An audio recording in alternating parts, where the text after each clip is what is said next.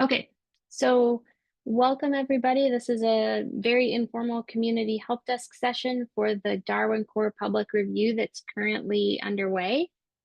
The plan for the day is that we being myself, Erica Krimmel, and Deb Paul, are going to do a real quick high-level overview of what this even is. And then that should be no less than 10 minutes, or no more than 10 minutes, sorry.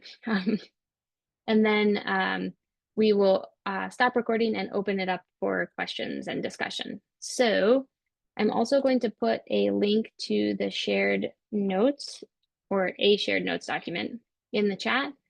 You're welcome to add to that document. And there are some links at the top of the document as well. Anything to add, Deb? I guess you want to introduce yourself? Hi, everybody. Good to see new faces and faces that we know and love. Would just like to add that it's exciting to be in a place where we can be part of helping you understand how you contribute to these standards and how you can take action so that our community can share the data. That's it. Thanks, Deb. And I'm Erica. I'm the North American rep for TDWG. So it's my job to help everybody, all of you, engage with the TDWG organization. So I just want to big picture set the stage for what's going on here. Biodiversity Information Standards is the professional society, also known as TDWG. And this group, TDWG, has a bunch of subgroups. One of those is the Darwin Core Maintenance Group. That is a small cohort of people who volunteer to keep the Darwin Core data standard alive and well. And so the Darwin Core is why we're all here. It's a data standard. And then that data standard gets used in lots of places. It gets used internally by institutions as well as by data aggregators that are trying to share data.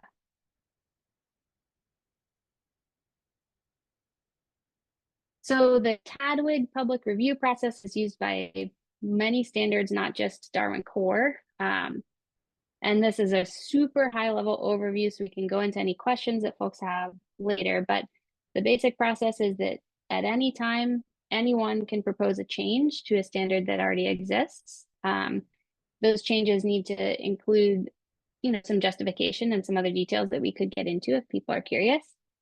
And then there's a waiting period. That might be like a few days or a few months or a few years.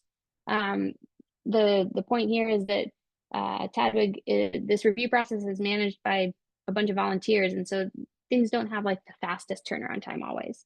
But those volunteers in the Darwin Core Maintenance Group will initiate a public review period every so often, typically every year at this point, but I think it might be more frequent in the future.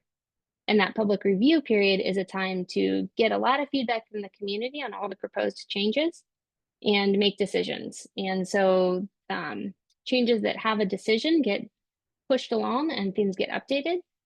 And where there's not a decision, where the community kind of disagrees, then those don't get closed. They just kind of wait around for the next public review period to see if we can resolve stuff then. So for Darwin Core, there's 3 requirements when you're proposing changes: demand, efficacy, and stability. This is kind of an area that I think in my own experience, a lot of folks newer to Darwin Core or newer to this review process get kind of tripped up. They have a great idea, they propose it, and someone on the maintenance group comes back and says, well, this doesn't meet the demand requirement. And that can sound a little disappointing if you've never heard of this demand requirement before. So part of what Deb and I want to do today is just make sure that everybody knows that these 3 requirements are friendly things designed to help you propose more clear changes. They're not meant to be gatekeeping. So the demand requirement is if you are proposing a change to Darwin Core, you want to make sure that it's not just an idea you came up with one day and only you think it's a good idea. So what TDWG is looking for is we want to see 2 different and independent entities saying that they also want this change or that they want this change. So one of those entities could be you and your institution, and another could be another institution. The efficacy and the stability requirement are 2 requirements that the Darwin Core Maintenance Group and the community at large will often help you out with. So basically, for efficacy, we want to see that there's consensus within the community that this change is going to accomplish what we want to accomplish. And you might think that, other people might have other opinions, and kind of together we'll all work out if it does or not. And the stability requirement is just making sure that we're not drastically changing, say, the meaning of a term, such that, everyone who used that term for the past 20 years is now going to have their data be broken. So we can talk more about any of these going forward if people have more questions. And then the other thing that I think people are often tripped up by in the Darwin Core review process is normative versus non-normative changes. This is not that complicated, but it can be a little it can throw you off if you're just reading issues on GitHub. Normative changes they're part of the prescriptive part of the standard. So if you're making a change that has an impact on how the standard gets used, like you're changing the definition of a term such that it's maybe more narrowly described or has a slightly different meaning, or if you're proposing a new term, that requires a little more thought. A non-normative change is something that the Darwin Core Maintenance Group can do whenever. It doesn't need to go through this current review process. And it's a change that improves usability by fixing a typo or updating a URL, things like that.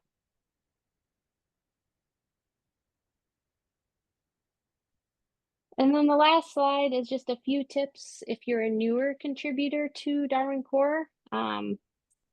You can get started in lots of small ways. If you have questions, you should always feel free to ask them. This is a great place to ask questions. Any of the GitHub issues are a great place to ask questions. Your colleagues are a great place to ask questions. You can start small if you want to try participating. You can use a thumbs up emoji to express your support for a proposed change. Those kinds of positive opting in are actually really helpful, because sometimes for the maintenance group, it looks like, they don't know who's read those GitHub issues. They have no idea if anybody cares. And so even just doing a little thumbs up emoji on something where you're like, oh, this is a good change, that can be really helpful. And then if you are at the point where you are contributing your own thoughts and opinions, it's just a good practice to read all the comments before sharing your own opinion. Some of these GitHub issues get really long, and so that can be a time commitment. But it is very helpful for the Darwin Core Maintenance Group if people are kind of in tune with the whole body of conversation before they are chiming in.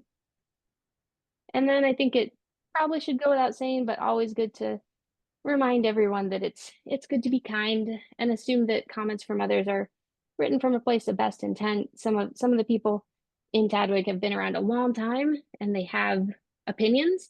And sometimes the tone might not come off that welcoming, but I can guarantee you that the intent is welcoming. And then the last point is just to kind of, a reminder that this isn't really anyone's real job. So that's why we all need to kind of exercise patience. So I think I will stop sharing my screen now and ask Deb if she has anything to add, kind of big picture. Yes. Wait, please. Yeah. Oh, but I would like you to bring that last slide back, if Okay. I may. You may. I see several. I know I have heard comments in the past as past chair of TDWG, and also prior to that, my own experience is when some of you, I'm trying to think the right way to ask this question, right way round. If some of you will have experienced reading these GitHub tickets that Erica was referring to, and others, we may show one, Erica, perhaps, because that may be a first for them. So one thing we do know, thanks, David, to your comment in the chat. I think one thing important to remember, that learning a new community and your place and how to enter into it, you read through some of those comments, you realize background that you do have or background that you don't have that can make it a little bit challenging to follow some of the commentary. And so there it's important, as Erica stressed, to like ask questions, talk to people. I think we haven't yet achieved the sort of best software to use where you could annotate something, right? There'd be a little pop out saying, and here a miracle occurred because somebody realized this would work. And it's not explained in the GitHub ticket necessarily anywhere. There's just a leap that was made or a comment that was made that you don't have the background to understand. But that could be true no matter what new community you're entering. So just know that it's a very welcoming community and we'd be happy to talk to you when you run into those things. Um, Yeah, that's what I thanks, wanted to Deb. say, Erica, about the read through all comments. And yep. Yeah. And Stan, do you want to share something now, or the next thing I'm going to do is stop sharing my screen and Yeah, I wanted to add something, and it's perfectly please. fine to record this. It's because I just wanted to clarify a little bit about the demand part of this. And the issue is that Tadwig's standards sort of govern the space in between all of our data resources. So we don't have much to say about, how you manage your own data, but it's the space in between, it's the sharing, the act of combining from two or more resources. So what we're really getting at is that in between space and the ability to combine data. Um, you may do things much more differently in your own, you have your own reasons, and you're all perfectly obviously okay to do what you need to do. The space in between is what we're trying to facilitate is and expanding that space so data can be shared more effectively is what these changes are all about. Hope that makes sense. Oh, that's very helpful. And do you want to introduce yourself while you're speaking, Stan? Oh, Because you are a good person to know. no, sorry. Yeah, I'm Stan Bloom. I've been a long time participant in Tadwig. 20 more years ago, I was chair. Um, and uh, and I guess the main thing I would like to stress for anybody who's new to this community is